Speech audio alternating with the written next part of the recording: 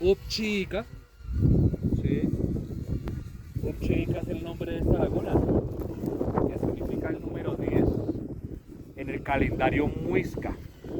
Recordemos entonces que teníamos un calendario binario que iba desde el Lata, que era el 1, hasta el Geta. Quien ha visitado las piedras de El Tunjo, o las piedras de Faca, o las piedras del Chunzo, van a encontrar por allá una manito en un pictograma, ¿no? Ese es el número 20, el Geta. Y se reiniciaba nuevamente pues el conteo. Eso que estamos haciendo hoy, mis queridos viajeros, nosotros, cada una de las personas que está el día de acá, entonces le decimos senderismo, hiking, o trail,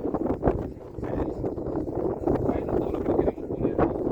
Pero esto ya se hacía en América antes de lo que se llamó el descubrimiento. El chaquén era exactamente reunirse un grupo de una comunidad y hacer una serie de recorridos que estaban dimensionados en 7 espacios de agua o 7 lagunas. Se arrancaba con cuál? Con esta, con la chica, que es la casa del pensamiento, donde se pide consejo. Luego se pasaba aquí atrás, está la Laguna Negra. ¿Quién sabe por qué se hizo famosa la Laguna Negra? ¿No? Por negra. No. ¿Quién ha ido al Museo del Oro? ¿De pronto ustedes lo visitaron? Ayer. ¿Cuál es la pieza conceptual del Museo del Oro? La representativa. La balsa muisca.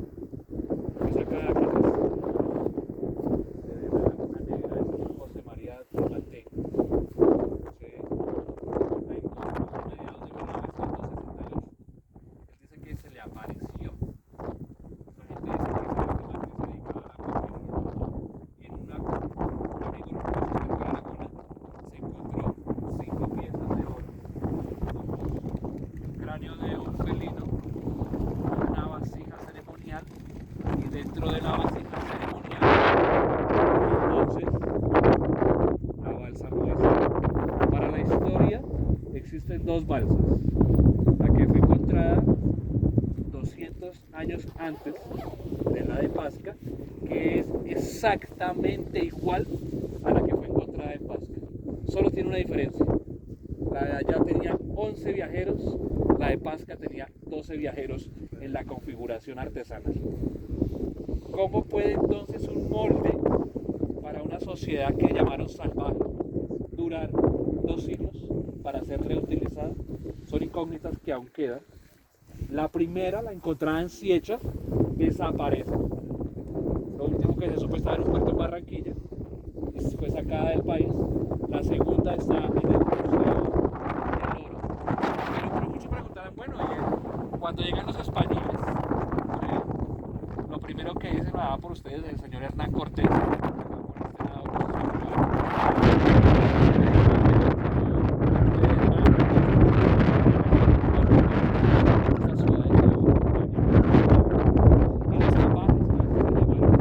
no les cabía en la cabeza entender cómo un ser humano era capaz de ir a una laguna y botarle una pieza de oro. O sea, ¿qué es ese nivel de salvajismo? Pensaban los europeos. Pero entendamos el contexto. Primero hay que descolonizar el pensamiento. ¿A qué me refiero en la descolonización del pensamiento? Aquí no existía lo sagrado. Lo sacro no existía en esta parte de América. No sé, ya en algunas culturas sí, centroamericanas, pero en esta parte de la ciudad no sé si específicamente, más hacia el interior, no sé si. Aquí se hacían actos de agradecimiento. Si lo damos en nuestro calendario actual también traído, se llamaba el Piojón, y estaba dividido, habla por los meses, entonces habían 7 meses de trabajo arduo. O sea, usted trabajaba 7 meses dedicado a la siembra, a la caza, a la pesca, a todo lo que se necesitaba para que su comunidad estuviese bien. Pero tenía 5 meses de descanso.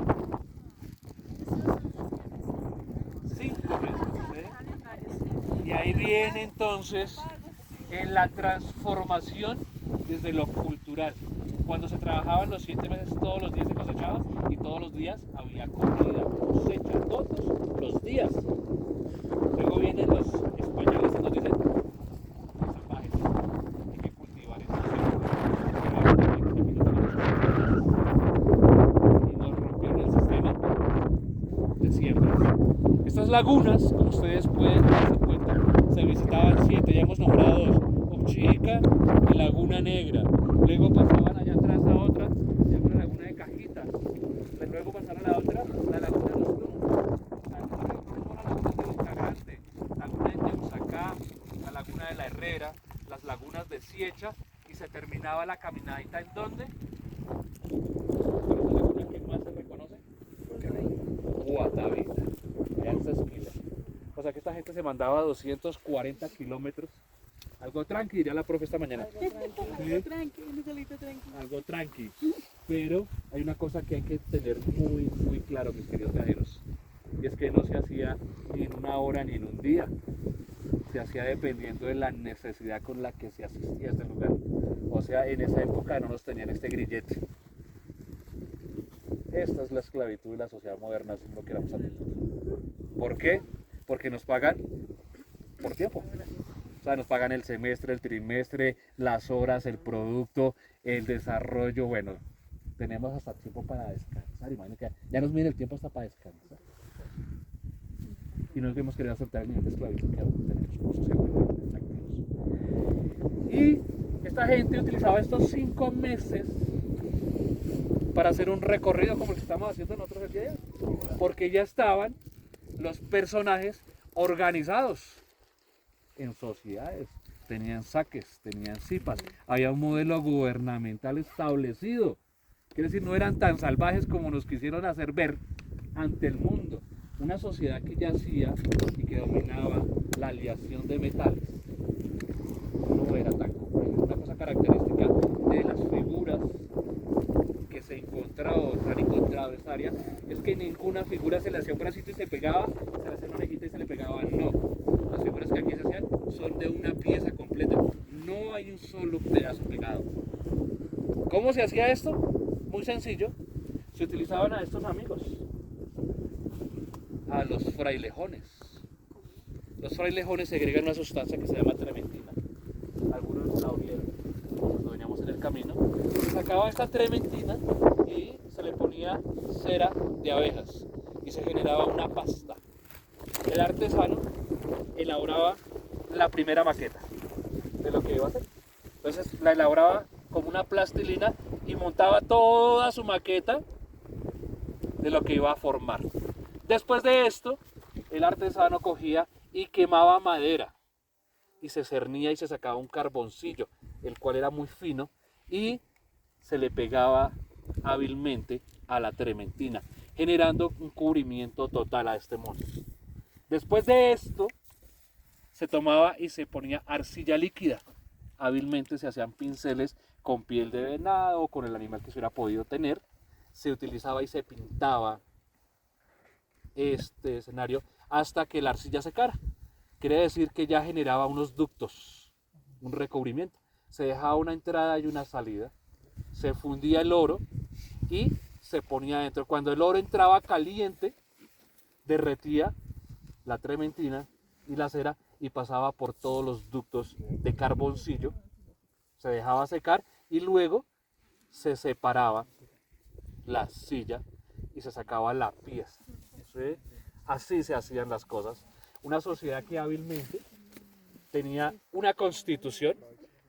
Alguien de los presentes que sea colombiano me puede decir cuántos derechos y deberes tenemos y artículos tenemos en nuestra constitución.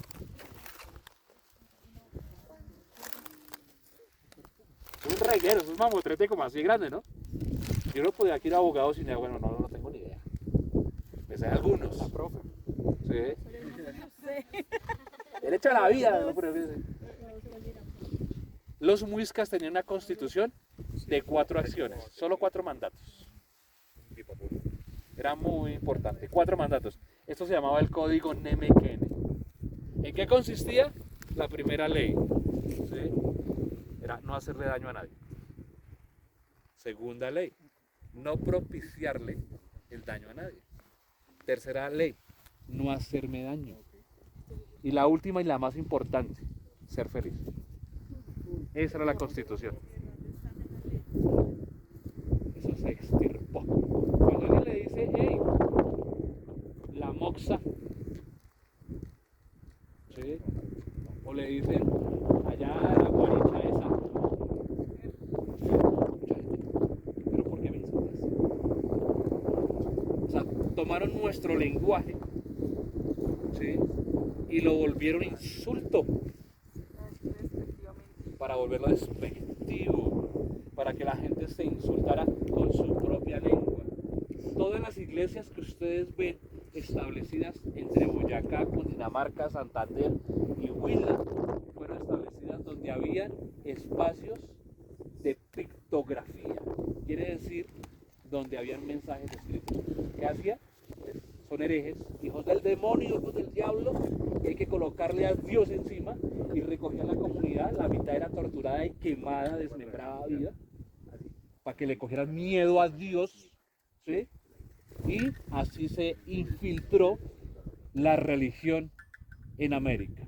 También en espacios de agua, ¿no? Las vírgenes siempre aparecen En las lagunas. lagunas. En ese ejercicio particular, ese desmembramiento de las raíces ha hecho entonces un desconocimiento de los escenarios. El Sunapán o el Sunapán era el espacio donde las mujeres subían hasta estas lagunas a parir sus hijos.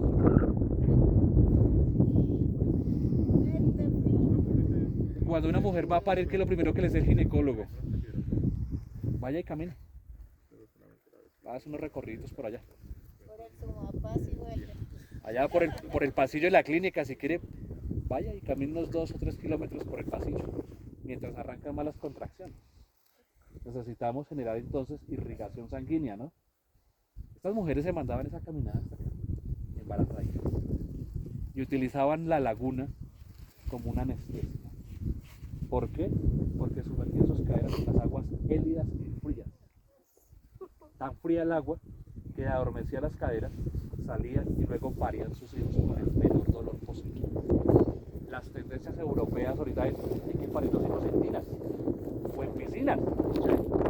Hacían así la latinoamericana hace 800 o 900 años atrás. Y en ese ejercicio particular, eso se quedó en el costumbrismo. Cuando el rey tenía que ver a su hijo nacer, y con los escoltas pendientes para que no se lo cambiaran y estuviera en juego la corona. Y eso se nos quedó en la medicina, tristemente. Y aquí hemos estado con grupos médicos y dicen, las mujeres se acuestan es por comodidad, no de ellas. Nosotros. Tristemente así. Desde esas cosas tan básicas y tan sencillas, mis queridos viajeros, desde la concepción del páramo más grande del planeta Tierra, arranca la historia pues de lo prehispánico. ¿Alguien sabe, aparte de por ser el páramo más grande del mundo, por qué se hizo famoso Sumapaz? ¿No? Por las cruentas luchas de la tierra, por las guerrillas. Por allá atrás queda el Tolima, Tierra Grande del Tolima. Y por allá en una fecha hubo un presidente que dijo compartimos esa vaina. Señor Guillermo León Valencia. Se lo recuerdo como una guerra de los países. Colombia le dio hasta un pedazo de Colombia, que conocía como Panamá, para financiar una guerra estúpida. Luego viene otra guerra más estúpida que se llamó la guerra bipartidista. Entonces el rojo se mataba con el de azul mataba al rojo, y si no era ni azul ni rojo lo mataba por no ser de ninguno de los dos. Y eso se nos ha quedado en la historia. Aún en la actualidad la gente sigue polarizada por ideologías políticas muy tontas. En esa acción particular, mis queridos viajeros, en esas guerras cruzadas, las comunidades que vivían en los departamentos de Cundinamarca, o sea, ya toda la tierra del Cóndor, por eso se llama Cundinamarca o Cundinamarca traducido en español. Las tierras del Huila, las tierras del Tolima y las tierras del Meta, pues todo el mundo le mataba contra todo el mundo. ¿Y qué hacía la población civil? Pues donde nadie los encontraba, o sea, por allá en la cumbre de las montañas, y así es como el Sumapaz empieza a poblarse. Con la mala suerte que llegan dos familias muy poderosas. Por un lado los Rojas y otra más poderosa que luego asume el poder, que se llamaron los Pardo Rocher. ¿Sí? Quienes conocen el laboratorio Rocher Pharmaceutic, los mismos dueños del laboratorio Rocher Pharmaceutic, tenían una finquita que iba desde Usme hasta donde termina el departamento del Guaviare por ese lado. Y por acá hasta donde termina el departamento del Huila y por allá para el departamento del Tolima. Era tan grande la dimensión de sus terrenos que era un gran señor, Jesús María, Félix María Pardo Rocher, el gran amo y señor de estas tierras. Y esos campesinos que corrieron a esconderse vuelven a sentirse entonces en el sometimiento de un modelo muy feudal, y arranca la pelea entonces por la tenencia de las tierras de los sirveros. Aparecen nombres por allá, no sé si se acuerdan de Erasmo Valencia, Juan de la Cruz Varela, ¿sí? Y por allá uno último que se llamó Jaime Garzón. Jaime Garzón fue edil y luego fue alcalde de esta localidad. Se vuelve pues comunicador social y termina siendo humorista, ¿no? Y entre chiste y chanza, como dice, el hombre le iba diciendo muchas verdades a mucha gente y iba mostrando cositas de las realidades del país en los medios de comunicación. Y eso le hizo mella a los poderes políticos de aquel entonces y lo mandaron matar en 1990. Y muere Jaime Garzón. Y pues la guerra se crudece en todo ese escenario, nos devolvemos un poquito, 1950 y 60. Estamos hablando de las épocas álgidas del país, 60, 70, 80 y 90, ¿no? 60 guerrillas, el 70 el crecimiento de las guerrillas, y el 80 porque se fue famoso. Narcos, venteamos, el poder del narcotráfico florece. Los 90 porque no fuimos famosos. Paramilitarismo al piso, el financiamiento brutal del paramilitarismo. Imagínense el sancocho que tenemos en este país. Y el Sumapaz no fue exento de esto. Y digamos que la gente empieza a pelear y las primeras reformas por la tierra se hacen en el Sumapaz. La primera reforma agraria que se hace en el país fue establecida en el Sumapaz, peleada por los campesinos. Fue tanta la pelea que hubo en ese escenario que en 1965 el gobierno dice, bueno, vamos a hacer una revisión técnica de los títulos valores de la familia Pardo Rocher. Se demora más o menos hasta el año 70, 72, porque no había software, sino tocaba. Lea carpetas y haga entrevistas y visite 10 años en este oficio. Y en 1972, mis viajeros, el gobierno nacional le quita, escuchen esto, 728.482 hectáreas a la familia Pardo Rocher, lo equivalente a 4 departamentos. En el 73 es declarado el Parque Natural Nacional, el Sumapaz. Y decía, pero es que son nuestras hacienditas, nuestras tierritas. Y en ese ejercicio de poder hegemónico, afortunadamente hay una acción en ese espacio de la recuperación. ¿Cómo está el páramo actualmente? La 1930, ¿alguien sabe cuál es la 1930? La ley de páramos. Me da pena decirlo a los viajeros que vienen a visitarnos, el país con más páramos en el mundo, y tenemos una ley de páramos que nació en el año 2018. Obligada, o sea, no había de otra forma. Y en ese ejercicio particular, el páramo del Sumapaz tiene 3 escenarios. El 65.3 pertenece a lo que sería el departamento del Meta o los Llanos Orientales. La otra parte se llamaría la zona de reserva, que está ubicada en parques nacionales. Y lo que estamos pisando el día de hoy se llama un área, una zona de amortiguación. Quiere decir, tiene dueños o campesinos que son dueños. Hay 2 cosas que hay que hacer urgentes. ¿Se acuerdan lo que mirábamos al otro lado? Con tristeza cómo vienen avanzando en las fronteras agrícolas. Eso tiene un fin básico, y lo digo sin ponerme colorado. El narcotráfico empezó a permear. ¿Qué hace el narco? Le dice, venga, señor campesino, según el DANE, debajo de la pobreza en este país está el campesinado, y así lo es. Y el narco la tiene clara. El campesino también. ¿Qué dice el narco? Si le doy 3.000 millones, ¿qué dice el campesino? Se me apareció una virgen. El padrino mágico, así lo llaman los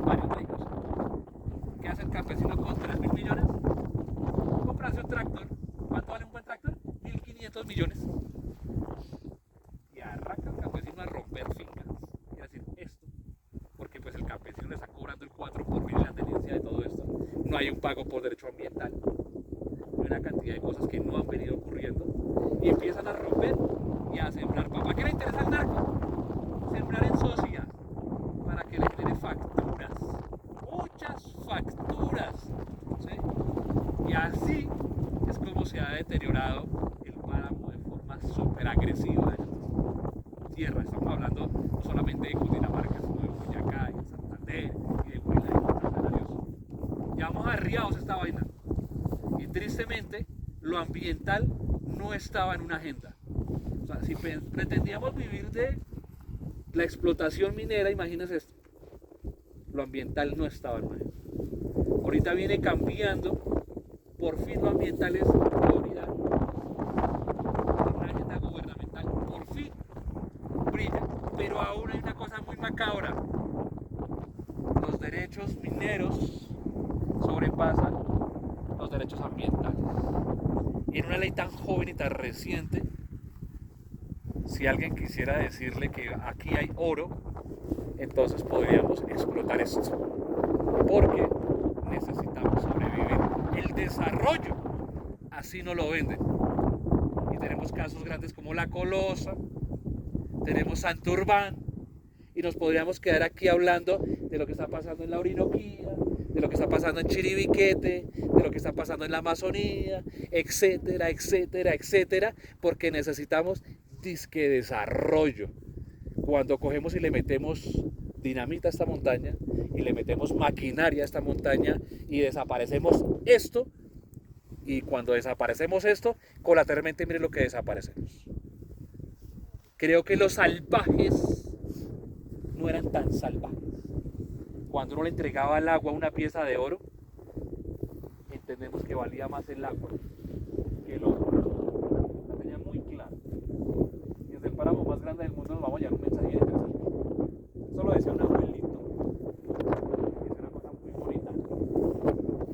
Usted podrá cambiar de hojas, puede cambiar de frutos, puede cambiar hasta de flores si usted quiere, pero nunca de raíces.